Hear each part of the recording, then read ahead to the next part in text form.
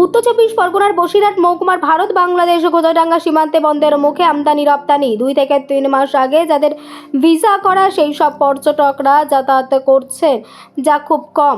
বাংলাদেশে বর্তমান পরিস্থিতিতে সীমান্ত বাণিজ্যের প্রভাব। আগে প্রতিদিন 400 পণ্যবাহী ট্রাক যেত, বর্তমান সংখ্যা 100-রও কম। প্রভাব পড়েছে অর্থনীতিতে। আগে বাংলাদেশে 100 টাকা প্রতি বাটা ছিল, এখন 72 থেকে 75 টাকা, বর্তমানে নেমেছে 69 টাকা। গজরা গাছ সীমান্তের আমদানি রপ্তানি সংস্থার সম্পাদক সঞ্জীব মণ্ডল বলেন, আমরা যেসব পণ্যবাহী জিনিসপত্র রপ্তানি করছি সেগুলি পেমেন্ট অনেক দেরিতে আসছে। ডলার দিনের পর দিন বেড়ে যাচ্ছে, যার কারণে আগের থেকে সীমান্ত বাণিজ্যের অনেকটাই প্রভাব পড়েছে।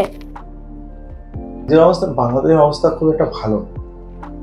হ্যাঁ, ওদের যে পেমেন্টগুলো যাচ্ছে, পেমেন্টগুলো ঠিক মতন আসছে না। যে আমাদের এক্সপোর্ট হচ্ছে, এক্সপোর্টের পর যে ডলার পেমেন্টগুলো, সেই পেমেন্টগুলো আমরা দীর্ঘদিন আটকে যাচ্ছে।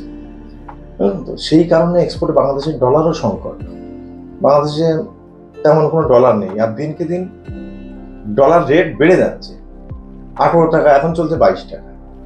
তাহলে আমরা কোনো মালের কস্টিং করছি 18 থেকে 20 ডলার টাকার মধ্যে, সেটা যখন আমাদের বিলটা যাচ্ছে তখন হয়ে যাচ্ছে 20 টাকা, 21 টাকা, মানে 1 টাকা 2 টাকা বেড়ে যাচ্ছে, মানে বিরাট সমস্যা হচ্ছে।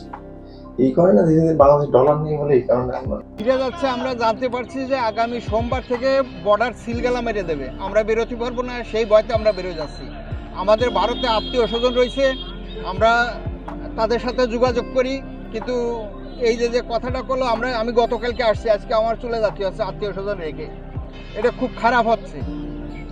এই বাংলাদেশের সঙ্গে আপনারা কি ভাবেন? আচ্ছা, তো আমাকে বেশ থাকবে না, ওইগুলো মনে করবে, ওইগুলো